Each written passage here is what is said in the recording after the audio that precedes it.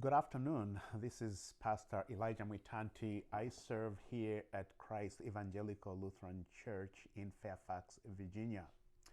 On December 5, 2020, I received an email from Pastor Lamar Bailey, who is the Director of Evangelical Mission for the Metropolitan Washington, D.C. Synod of the Evangelical Lutheran Church in America, inviting me to consider participating in a program that was just being introduced to the Synod, and it had to do with intentional discernment. This program was to be run in collaboration with Pastor Erin Swenson Reinhold, who is also a Synod staff assistant to the bishop, and she's also the chief of staff of the bishop. And so Pastor Bailey mentioned in this email that he and Pastor Aaron were going to be introducing this program of intentional discernment. I was pleasantly surprised by this invitation, partly because I had just arrived back in the Synod. I took this call on October the 4th, 2020. So this was barely 2 months later that I got invited. My initial instinct was to say no. I just had arrived at the congregation and there were many things going on. There was some buzz in the air. Plus, here at Christ, the congregation had, for the past few years before my arrival, been undergoing its own discernment process through the group that the congregation had put together to do with long-range planning. So they had the long-range planning team that had guided the congregation through another discernment process. And so when I got this invitation from the Synod to participate in intentional discernment program, I thought, well, isn't the congregation already good with that? But after praying about it overnight, I thought that even though the congregation may have been way ahead in terms of discernment through the long-range planning team, there may be aspects of discernment that the congregation may not have considered. And so maybe the timing for this was right. And so through the guidance of the Holy Spirit, I said yes.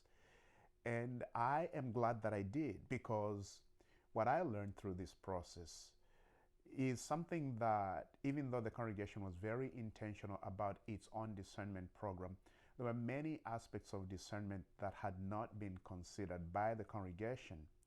And so while it was true that we were ahead in terms of thinking about the future of the congregation, it was also true that we were not very well prepared. And as if the Holy Spirit was into this, which he was, the long-range planning strategy that the congregation had embarked on involved a partnership with an organization which was impacted by the COVID and had to back away from the arrangement, leaving Christ Evangelical Lutheran Church in a position to regroup and begin the process all over again. And then guess what?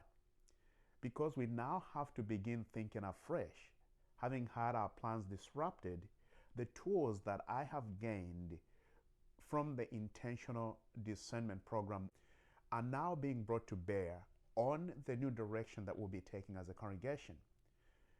Using the tools that I was given through the program, I shared with the council a book that we've been looking at, a leadership that is spiritual. This is what this book actually instills, is leadership that is spiritual, pursuing God's will together. I shared that book with the council, and each council member got a copy of the book and asked the council members to facilitate a conversation from each chapter. So each council member was assigned a chapter to facilitate a conversation from the very book that was used as part of the key textbook through the discernment program. And at the conclusion of our study of the book, which will be in January of 2022, we will be having a retreat during which we're going to once again engage in brand new discernment, thanks in very large measure to the program that the Synod invited me to participate in. I am very, very grateful for this opportunity. My own leadership has been enhanced greatly by the renewed ways of discernment and the tools that have been put into my hands that have helped me in terms of how do I understand God's will for myself as a pastor as well as for the congregation that I am leading. And the discernment process has been very, very handy in helping me process all of that. So thank you, Pastor Aaron. Thank you, Pastor Lamar. Thank you, Bishop Ortiz. Thank you, Metro DC Synod. And most importantly, thank you, Duke, for the grant that has made all this possible. Peace.